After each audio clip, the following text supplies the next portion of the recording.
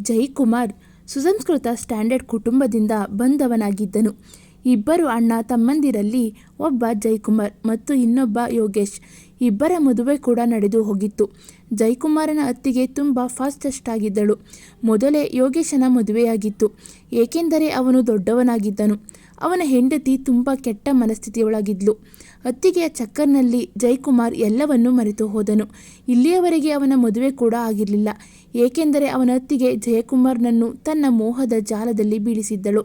ಅವನನ್ನು ತನ್ನ ಬಣ್ಣದ ಮಾತುಗಳಿಂದ ಪ್ರಭಾವಿತಗೊಳಿಸಿ ತಾನು ಏನೇ ಹೇಳಿದರೂ ಆ ಕೆಲಸವನ್ನು ಜಯಕುಮಾರ್ ಮಾಡಲು ಒಪ್ಪಿಕೊಳ್ಳುವಂತೆ ಮಾಡುತ್ತಿದ್ದಳು.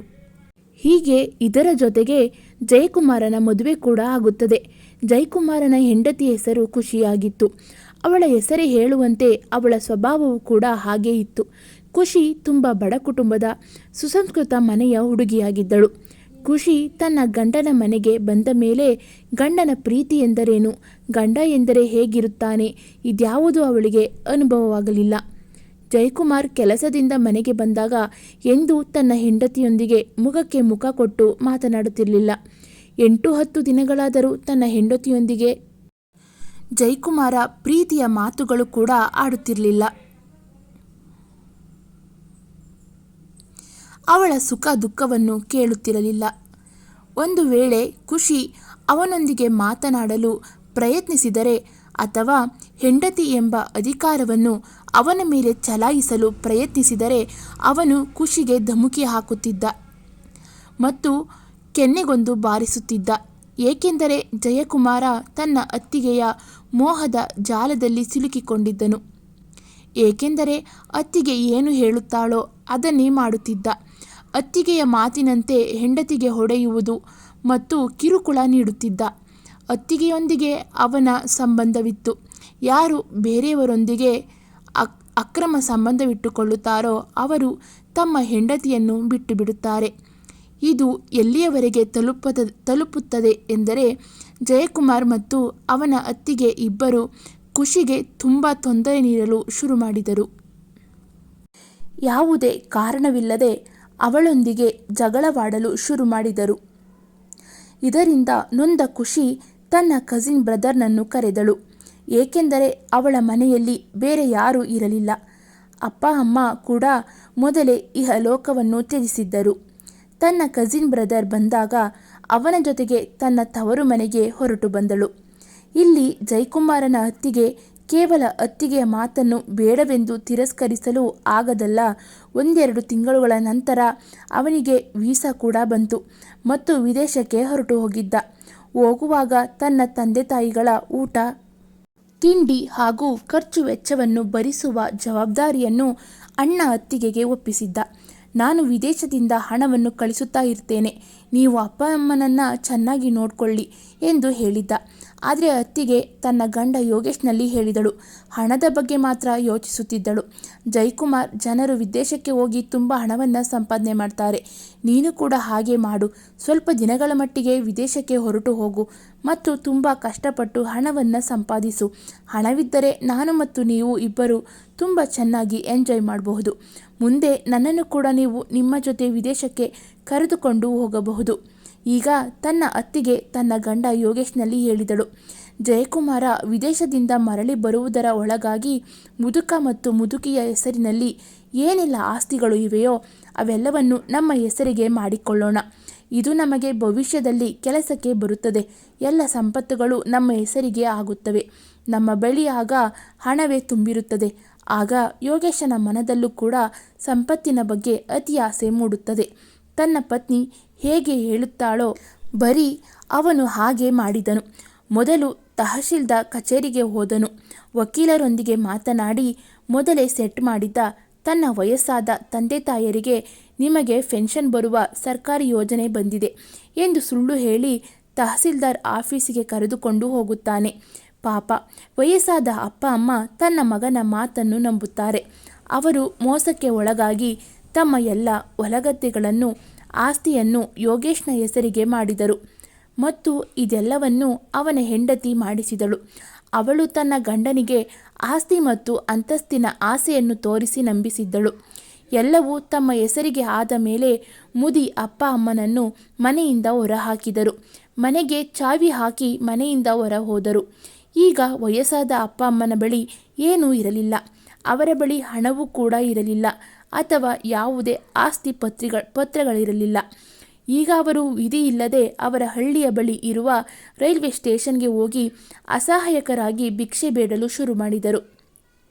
ಯಾರಾದರೂ ಏನಾದರೂ ಕೊಟ್ಟರೆ ತಿನ್ನುತ್ತಿದ್ದರು ಮತ್ತು ಹೀಗೆ ತಮ್ಮ ಜೀವನವನ್ನು ಸಾಗಿಸುತ್ತಿದ್ದರು. ಜಯಕುಮಾರನ ಹೆಂಡತಿ ಖುಷಿಯ ಪಾಡು ಕೂಡ ಹೀಗೆ ಆಗಿತ್ತು. ಅವಳ ಕಸಿನ್ ಅವಳಿಗೆ ಆಶ್ರಯ ನೀಡಿದನು. ನಂತರ ಅವಳನ್ನು ಕಾರಣವಿಲ್ಲದೆ ಬೈಯಲು ಶುರು ಮಾಡಿದನು. ಇದರಿಂದ ಬೇಸತ್ತ ಖುಷಿ ಒಂದು ದಿನ ಯೋಚಿಸುತ್ತಾಳೆ, ಈಗ ನಾನು ಈ ಮನೆಯಲ್ಲಿ ಇವರಿಗೆಲ್ಲ ಭಾರವಾಗಿ ಇರಬಾರದು. ಇದಕ್ಕಾಗಿ ನಾನು ಏನು ಬೇಕಾದರೂ ಕೂಡ ಮಾಡಬಲ್ಲೆ. ಬೇಕಾದರೆ ಭಿಕ್ಷೆ ಬೇಡುವ ಸಂದರ್ಭ ಬರಲಿ. ಆದರೆ ಇಲ್ಲಿದ್ದು ಇವರ ಬೈಗುಳವನ್ನು ಪ್ರತಿದಿನ ಕೇಳಲು ಸಾಧ್ಯವಿಲ್ಲ. ಈಗ ಅವಳು ಬೇರೆಯವರ ಮನೆಯಲ್ಲಿ ಅಲ್ಪ ಸ್ವಲ್ಪ ಕೆಲಸ ಮಾಡುತ್ತಿದ್ದಳು. ಆದ್ದರಿಂದ ಮನೆಯಲ್ಲಿ ಅವಳಿಗೆ ಸ್ವಲ್ಪ ಹಣ ಸಿಗುತ್ತಿತ್ತು. ಆದರೆ ಇದರಿಂದ ಹೊಟ್ಟೆ ತುಂಬುತ್ತಿರಲಿಲ್ಲ. ಒಂದು ದಿನ ಅವಳು ಯಾವುದೋ ಕೆಲಸದ ಮೇಲೆ ರೈಲ್ವೆ ಸ್ಟೇಷನ್ ಬಳಿ ಬಂದಿದ್ದಳು ಮತ್ತು ಅವಳ ಅತ್ತೆ ಮತ್ತು ಮಾವ ಭಿಕ್ಷೆ ಬೇಡುತ್ತಿರುವುದನ್ನು ನೋಡಿದಳು. ಅವರ ಬಳಿ ಹೋಗಿ ಕೇಳಿದಳು. ಅವರ ಬಳಿ ಹೋಗಿ ಅಪ್ಪಿಕೊಂಡು ಅಳ್ಳತೊಡಗಿದಳು ಮತ್ತು ಕೇಳಿದಳು, ಮಾವ, ಅತ್ತೆ, ನಿಮಗೆ ಈ ಪರಿಸ್ಥಿತಿ ಹೇಗೆ ಬಂತು?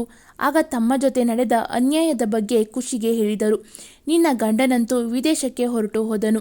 ನಿನ್ನ ಅಕ್ಕ ಮತ್ತು ಭಾವ ಮೋಸದಿಂದ ನಮ್ಮ ಎಲ್ಲ ಆಸ್ತಿಯನ್ನು ತಮ್ಮ ತೆಕ್ಕೆಗೆ ತೆಗೆದುಕೊಂಡರು ಮತ್ತು ನಮ್ಮನ್ನು ಮನೆಯಿಂದ ಹೊರನೂಕಿದರು.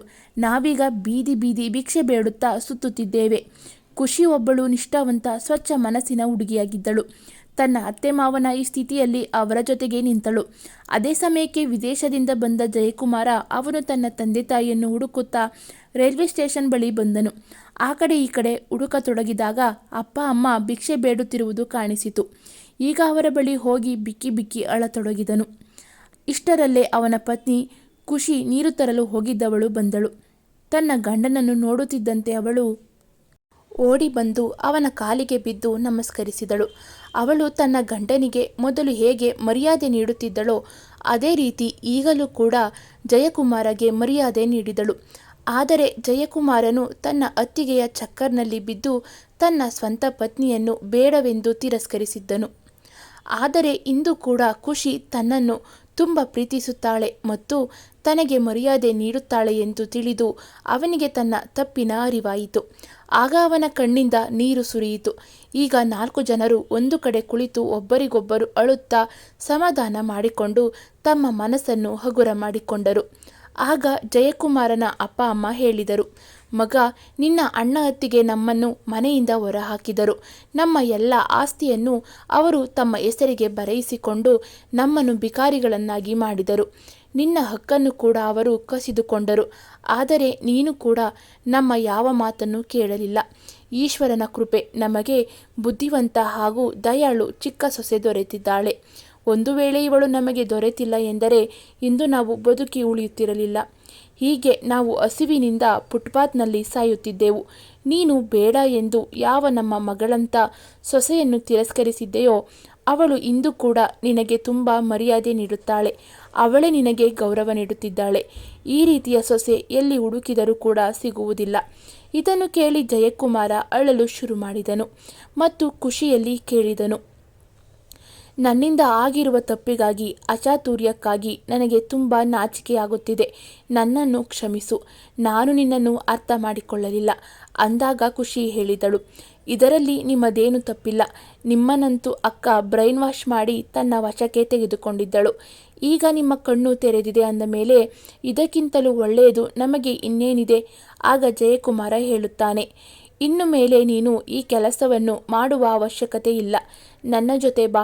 ನಾವು ತುಂಬ ಕಷ್ಟಪಡೋಣ, ಬೆವರು ಸುರಿಸೋಣ. ಏಕೆಂದರೆ ಈಗಲೂ ಕೂಡ ಜಯಕುಮಾರನ ಬಳಿ ಹಣವಿರಲಿಲ್ಲ. ಅವನು ಕಳಿಸಿದ ಎಲ್ಲ ಹಣವನ್ನು ತನ್ನ ಅತ್ತಿಗೆಯ ಅಕೌಂಟ್ನಲ್ಲಿ ಹಾಕುತ್ತಿದ್ದನು.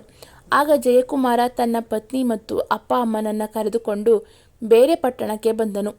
ತರಕಾರಿ ಮಾರ್ಕೆಟಿನಲ್ಲಿ ಚಿಕ್ಕ ಕೋಣೆಯನ್ನು ಬಾಡಿಗೆ ತೆಗೆದುಕೊಂಡನು. ಅದೇ ತರಕಾರಿ ಮಾರ್ಕೆಟ್ನಲ್ಲಿ ವ್ಯಾಪಾರಿಗಳ ಬಳಿ ಕೂಲಿ ಮಾಡಲು ಶುರು ಮಾಡಿದನು. ತರಕಾರಿ ಲೋಡಿಂಗ್ ಅನ್ಲೋಡಿಂಗ್ ಮಾಡಲು ಶುರು ಮಾಡಿದನು. ಅದರಿಂದ ಅವನು ದಿನವಿಡೀ ದುಡಿದು ಬಂದ ಹಣದಿಂದ ಮನೆಯ ಖರ್ಚು ವೆಚ್ಚವನ್ನು ನಿರ್ವಹಿಸುತ್ತಿದ್ದ. ಆದರೆ ಒಬ್ಬ ಕೂಲಿ ಮಾಡುವವನಿಗೆ 4 ಜನರ ಖರ್ಚು ವೆಚ್ಚವನ್ನು ಭರಿಸುವುದು ತುಂಬ ಕಷ್ಟದಾಯಕ. ಸಮಯ ಹೀಗೆ ಸಾಗತೊಡಗಿದಾಗ ಒಂದು ದಿನ ಅವನ ಪತ್ನಿ ಖುಷಿ ಹೇಳುತ್ತಾಳೆ, ನೀವು ನನಗಾಗಿ ಒಂದು ತರಕಾರಿ ಅಂಗಡಿಯನ್ನು ಬಾಡಿಗೆಗೆ ತೆಗೆದುಕೊಳ್ಳಿ. ನಾನು ತರಕಾರಿಯನ್ನು ಮಾರಾಟ ಮಾಡುತ್ತೇನೆ, ನೀವು ಕೆಲಸ ಮಾಡುತ್ತೀರಿ. ನನ್ನಿಂದಾಗಿ ನಿಮಗೆ ಸ್ವಲ್ಪ ಸಹಾಯ ಆಗಬಹುದು. ಅತ್ತೆ ಮಾವ ಇಬ್ಬರು ಮನೆಯಲ್ಲಿ ಇರ್ತಾರೆ. ಅವರಿಗೆ ವಯಸ್ಸಾಗಿದೆ. ಈ ವಯಸ್ಸಿನಲ್ಲಿ ಅವರು ಮಾಡುವುದಾದರೂ ಏನು? ಇದಕ್ಕೆ ಜಯಕುಮಾರನ ತಂದೆ ತನ್ನ ಸಹಮತವನ್ನು ವ್ಯಕ್ತಪಡಿಸುತ್ತಾ ಹೇಳಿದರು, ಮಗ, ಸೊಸೆ ಸರಿಯಾಗಿ ಹೇಳುತ್ತಿದ್ದಾಳೆ. ನಾವು ಕೂಡ ಆಗಾಗ ಅಂಗಡಿಯಲ್ಲಿ ಕುಳಿತುಕೊಳ್ತೇವೆ. ಕ್ರಮೇಣ ನಮ್ಮ ವ್ಯಾಪಾರ ಚೆನ್ನಾಗಿ ನಡೆಯುವುದು ಎಂದಾಗ ಜಯಕುಮಾರನು ಮಾರ್ಕೆಟ್ನಲ್ಲಿ ಒಂದು ಒಳ್ಳೆಯ ಜಾಗವನ್ನು ನೋಡಿ ತರಕಾರಿ ಅಂಗಡಿಯನ್ನು ಹಾಕಿಸಿಕೊಡುತ್ತಾನೆ. ಆ ಕಡೆ ಖುಷಿಯ ಗಂಡ ಮಾರ್ಕೆಟ್ನಲ್ಲಿ ಕೂಲಿ ಮಾಡಿ ನಂತರ ತನ್ನ ಅಂಗಡಿಗಾಗಿ ಮಾರ್ಕೆಟ್ನಿಂದ ತರಕಾರಿಯನ್ನು ಕಡಿಮೆ ಬೆಲೆಯಲ್ಲಿ ಖರೀದಿ ಮಾಡಿಕೊಂಡು ಬರುತ್ತಿದ್ದನು. ಅವರ ಅಂಗಡಿ ಚೆನ್ನಾಗಿ ನಡೆಯುತ್ತಿತ್ತು. ಅವರ ಬಳಿ ಈಗ ಹಣ ಉಳಿತಾಯವಾಗಲು ಶುರುವಾಯಿತು. ಕ್ರಮೇಣ ಅವರ ಬಳಿ ಉತ್ತಮ ಮೊತ್ತದ ಹಣ ಜಮೆಯಾಯಿತು. ಮನೆಯ ಬಾಡಿಗೆಯನ್ನು ಕೂಡ ಅವರು ನೀಡಿದರು. 100 ಗಜದ ಒಂದು ಚಿಕ್ಕ ಪ್ಲಾಟನ್ನು ಕೂಡ ಖರೀದಿಸಿದರು. ನಂತರ ಕ್ರಮೇಣ ಇನ್ನೂ ಸ್ವಲ್ಪ ಹಣವನ್ನು ಜಮಾ ಮಾಡಿದರು ಮತ್ತು ಮನಸ್ಸಿಟ್ಟು ಆಸಕ್ತಿಯಿಂದ ದುಡಿಮೆ ಮಾಡಿದರು ಮತ್ತು ಮನೆಯನ್ನು ಕೂಡ ಕಟ್ಟಿಸಿದರು. ತರಕಾರಿ ಮಂಡಿಯಲ್ಲಿ ಜಯಕುಮಾರ ತುಂಬ ದಿನಗಳಿಂದ ಕೊಡುವುದು ತೆಗೆದುಕೊಳ್ಳುವುದನ್ನು ಚೆನ್ನಾಗಿ ತಿಳಿದುಕೊಂಡಿದ್ದನು. ನಂತರ ಅವನು ತನ್ನದೇ ಸ್ವಂತ ಒಂದು ಬಿಸ್ನೆಸ್ಸನ್ನು ಶುರು ಮಾಡಿದನು. ಅದು ಚೆನ್ನಾಗಿ ನಡೆಯಿತು. ಅವನ ಬಿಸಿನೆಸ್ ಎಷ್ಟೊಂದು ಚೆನ್ನಾಗಿ ನಡೆಯಿತೆಂದರೆ ಅದರಿಂದ ಬಂದ ಹಣದಿಂದ ಅವನು ಅಣ್ಣ ತನ್ನಿಂದ ಕಸಿದುಕೊಂಡಿರುವುದಕ್ಕಿಂತ ಇನ್ನೂ ಹೆಚ್ಚು ಫ್ಲ್ಯಾಟ್ಗಳನ್ನು ಖರೀದಿ ಮಾಡುತ್ತಾನೆ. ಮತ್ತೊಂದು ಕಡೆ ಯೋಗೇಶ್ ಮತ್ತು ಅವನ ಹೆಂಡತಿ ಇವರ ಆಸ್ತಿಯನ್ನು ಕಬಳಿಸಿ ಮಾವನ ಮನೆಗೆ ಹೊರಟು ಹೋಗಿದ್ದರು. ಯೋಗೇಶನ ಮಾವನ ಮನೆಯವರು ಅವನನ್ನು ಚೆನ್ನಾಗಿ ನೋಡಿಕೊಂಡರು. ಆದರೆ ಯಾವಾಗ ಹಣ ಖಾಲಿಯಾಯಿತು ಆಗ ಕಾಲಿಂದ ಹೊದ್ದು ಅವನನ್ನು ಮತ್ತು ಅವನ ಹೆಂಡತಿಯನ್ನು ಮನೆಯಿಂದ ಹೊರಹಾಕಿದರು. ಒಂದೊಂದು ರೂಪಾಯಿಗೂ ಅವನು ಚಡಪಡಿಸುತ್ತಿದ್ದನು. 2 ದಿನ ಉಪವಾಸ ಇದ್ದರೂ ಕೂಡ ಅವನಿಗೆ ಊಟ ಸಿಗುತ್ತಿರಲಿಲ್ಲ. ಕೇವಲ ನೀರು ಕುಡಿದು ತನ್ನ ಹಸಿವನ್ನು ನೀಗಿಸಿಕೊಳ್ಳುತ್ತಿದ್ದನು. ಈ ಮೊದಲು ಹೇಗೆ ಅವನು ತನ್ನ ಅಪ್ಪ ಅಮ್ಮನ ಜೊತೆಗೆ ಮತ್ತು ತನ್ನ ತಮ್ಮನ ಹೆಂಡತಿ ಜೊತೆ ನಡೆದುಕೊಂಡಿದ್ದನೋ ಇಂದು ಅದೇ ದಿನಗಳನ್ನು ಯೋಗೇಶ್ ಕೂಡ ನೋಡುತ್ತಿದ್ದನು. ಒಂದು ದಿನ ಯೋಗೇಶ್ ಅಲ್ಲಿ ಇಲ್ಲಿ ಸುತ್ತಾಡುತ್ತಾ ಆ ತರಕಾರಿ ಮಂಡಿಗೆ ಬರುತ್ತಾನೆ ಮತ್ತು ಹೇಳಿದರು, ನೀನು ನಿನ್ನ ಸ್ವಂತ ತಮ್ಮನಿಗೆ ಒಬ್ಬ ಒಳ್ಳೆಯ ಅಣ್ಣನಾಗಲಿಲ್ಲ ಎಂದ ಮೇಲೆ ನಮ್ಮನ್ನು ನೀನು ಯಾವ ರೀತಿ ನಡೆಸಿಕೊಳ್ಳಬಹುದು ಎಂದು ಹೇಳಿ ಮನೆಯಿಂದ ಹೊರಹಾಕಿದರು. ಅದೇನೋ ಹೇಳುತ್ತಾರಲ್ಲ, ಏನು ಮಾಡುತ್ತೇವೋ ಅದನ್ನೇ ಮರಳಿ ಪಡೆಯುತ್ತೇವೆ, ಹಾಗೆ ಆಯಿತು. ಅವನಿಗೂ ಕೂಡ ಮನೆಯಿಂದ ಹೊರಹಾಕಲಾಯಿತು. ಈಗ ಒಂದು ತುತ್ತಿಗೂ ಅವನು ಪರದಾಡಬೇಕಾದ ಪರಿಸ್ಥಿತಿ ಬಂತು. ಯೋಗೇಶ್ ಮತ್ತು ಅವನ ಪತ್ನಿ ಜಯಕುಮಾರನ ಮಂಡಿಯಲ್ಲಿ ಕುಳಿತುಕೊಂಡಿರುವುದನ್ನು ಮತ್ತು ಅವನ ಕೈ ಕೆಳಗೆ ತುಂಬ ಜನರು ಕೆಲಸ ಮಾಡುವುದನ್ನು ನೋಡುತ್ತಾನೆ. ಅವರು ಬಿಟ್ಟ ಕಣ್ಣು ಬಿಟ್ಟ ಹಾಗೆ ನೋಡತೊಡಗಿದರು. ಮತ್ತೆ ಅವರಿಬ್ಬರು ಜಯಕುಮಾರನ ಬಳಿಗೆ ಬರುತ್ತಾರೆ. ಹತ್ತಿರ ಬಂದು ನೋಡಿದಾಗ ಯೋಗೇಶನ ಅಪ್ಪ ಅಮ್ಮ ಕೂಡ ಅಲ್ಲೇ ಕುಳಿತುಕೊಂಡಿದ್ದರು. ಆಗ ಯೋಗೇಶನ ಪತ್ನಿ ಆಶೀರ್ವಾದ ತೆಗೆದುಕೊಳ್ಳಲು ಅಪ್ಪ ಅಮ್ಮನ ಕಾಲಿಗೆ ಬೀಳಲು ಬಾಗಿದಾಗ ಜಯಕುಮಾರ ಅವರ ತಡೆಯುತ್ತಾ ಹೇಳಿದನು, ಅತ್ತಿಗೆ, ನೀವು ದೂರವೇ ಇರಿ. ಅಪ್ಪ ಅಮ್ಮನನ್ನು ಮುಟ್ಟುವುದು ಸಹ ಬೇಡ. ನೀವು ಇವರ ಜೊತೆ ಯಾವ ರೀತಿ ನಡೆದುಕೊಂಡಿರಿ. ಹಣದ ದುರಾಸೆಯಿಂದ ನೀವು ಅಪ್ಪ ಅಮ್ಮ ಮನೆ ಮಠ ಕಳೆದುಕೊಳ್ಳುವಂತೆ ಮಾಡಿದ್ರಿ. ನನ್ನಂತಹ ಹೆಂಡತಿಯನ್ನು ನನ್ನಿಂದ ದೂರ ಮಾಡಿದ್ರಿ. ನೀವು ನನ್ನ ಜಮೀನು ಮತ್ತು ಆಸ್ತಿಯನ್ನು ಕಬಳಿಸಿದ್ರಿ. ಈಗ ಇನ್ನೇನು ಮಾಡಲು ಬಂದಿದ್ದೀರಿ? ನಿಮಗೆ ಎಲ್ಲಿ ಇಷ್ಟವೋ ಅಲ್ಲಿಗೆ ಹೊರಟು ಹೋಗಿ. ನಿಮಗೂ ನಮಗೂ ಯಾವುದೇ ಸಂಬಂಧವಿಲ್ಲ. ಆದರೆ ಅವರ ಕೆಟ್ಟ ಪರಿಸ್ಥಿತಿಯನ್ನು ನೋಡಿ ಈಗ ಅಪ್ಪ ಅಮ್ಮ ಹೇಳಿದರು, ಮಗ ಯೋಗೇಶನು ತಪ್ಪು ಮಾಡಿದ್ದಾನೆ ಎಂದರೆ ಈ ಮೊದಲು ನೀನು ಕೂಡ ತಪ್ಪು ಮಾಡಿದ್ದೆ. ಹಾಗೆ ಇವನಿಂದ ಕೂಡ ತಪ್ಪು ಆಗಿದೆ. ಅಷ್ಟಕ್ಕೂ ಇವನು ನಿನ್ನ ಅಣ್ಣನೇ ಅಲ್ವೇ? ಏನು ನಡೆಯಬೇಕೋ ಎಲ್ಲ ನಡೆದು ಹೋಗಿದೆ. ಅಷ್ಟಕ್ಕೂ ಇವರನ್ನು ಕ್ಷಮಿಸಿ ಬಿಡೋಣ. ಆಗ ಜಯಕುಮಾರನ ಹೆಂಡತಿ ಖುಷಿ ಕೂಡ ಹೇಳ್ತಾಳೆ, ಅಪ್ಪ ಅಮ್ಮ ಸರಿಯಾಗಿ ಹೇಳುತ್ತಿದ್ದಾರೆ. ಇವರು ಹೇಗೆ ಇದ್ರೂ ಇವರು ನಮ್ಮ ಪರಿವಾರದ ಒಂದು ಭಾಗವಾಗಿದ್ದಾರೆ. ಒಂದು ವೇಳೆ ಇವರು ಬೇರೆ ಕಡೆ ಎಲ್ಲಾದರೂ ಕೂಲಿ ಮಾಡಲು ಹೋದರೆ ನಮ್ಮ ಮರ್ಯಾದೆ ಮಣ್ಣು ಪಾಲಾಗೋದು. ನೀವು ಇವರಿಗೂ ಕೂಡ ಚಿಕ್ಕ ಪುಟ್ಟ ದಂಧೆ ಮಾಡಲು ಸಹಾಯ ಮಾಡಿ. ಇವರು ನಮಗೆ ಏನು ಅನ್ಯಾಯ ಮಾಡಿದ್ರೋ ಅದರ ಫಲವನ್ನು ಅನುಭವಿಸಿದ್ದಾರೆ. ಅಷ್ಟೇ ಅಲ್ಲದೆ ಇವಳು ನನ್ನ ಅಕ್ಕ, ಇಂದಿಗೂ ನನ್ನ ಪೂಜ್ಯನೀಯಳು. ಈಗ ಜಯಕುಮಾರನ ಸಿಟ್ಟು ಕೂಡ ಶಾಂತವಾಯಿತು. ಈಗ ಅವನಿಗೂ ಕೂಡ ಅರ್ಥವಾಗಿತ್ತು, ಏನು ಆಗಿ ಹೋಗಿದೆಯೋ ಅದೇ ಮರಳಿ ಬರುವುದಿಲ್ಲ ಎಂದು. ಕೊಂಡು ಜಯಕುಮಾರ ತನ್ನ ಹಣವನ್ನು ಇನ್ವೆಸ್ಟ್ ಮಾಡಿ ತನ್ನ ಅಣ್ಣನಿಗಾಗಿ ಚಿಕ್ಕ ದಂಧೆಯನ್ನು ಶುರು ಮಾಡಿಕೊಡ್ತಾನೆ.